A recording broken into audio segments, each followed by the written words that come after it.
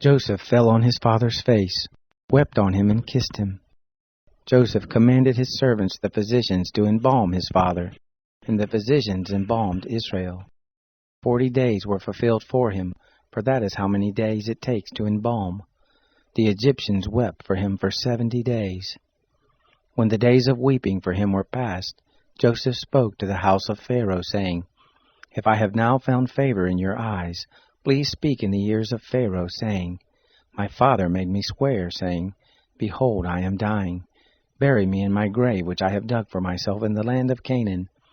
Now, therefore, please let me go up and bury my father, and I will come again. Pharaoh said, Go up and bury your father, just like he made you swear. Joseph went up to bury his father, and with him went up all the servants of Pharaoh, the elders of his house, and all the elders of the land of Egypt, all the house of Joseph, his brothers, and his father's house. Only their little ones, their flocks, and their herds they left in the land of Goshen. They went up with him, both chariots and horsemen. It was a very great company. They came to the threshing floor of Atad, which is beyond the Jordan, and there they lamented with a very great and sore lamentation. He mourned for his father 7 days. When the inhabitants of the land, the Canaanites, saw the mourning in the floor of Atad, they said, This is a grievous mourning by the Egyptians. Therefore the name of it was called Abel Mizraim, which is beyond the Jordan. His sons did to him just as he commanded them.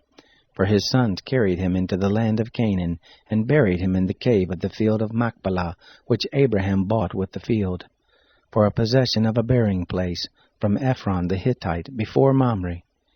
Joseph returned into Egypt, he and his brothers, and all that went up with him to bury his father, after he had buried his father.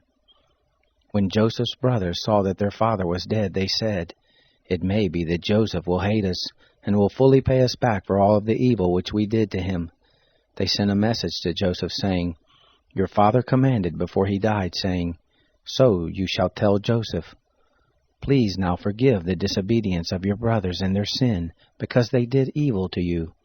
Now please forgive the disobedience of the servants of the God of your father.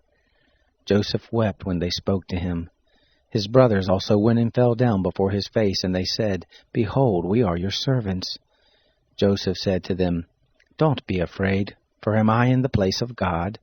As for you, you meant evil against me, but God meant it for good, to bring to pass, as it is this day, to save many people alive. Now therefore don't be afraid.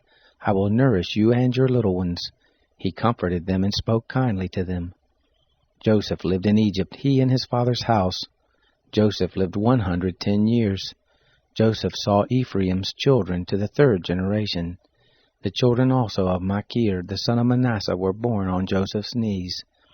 Joseph said to his brothers, I am dying, but God will surely visit you, and bring you up out of this land to the land which he swore to Abraham, to Isaac, and to Jacob. Joseph took an oath of the children of Israel, saying, God will surely visit you, and you shall carry up my bones from here. So Joseph died, being 110 years old, and they embalmed him, and he was put in a coffin in Egypt.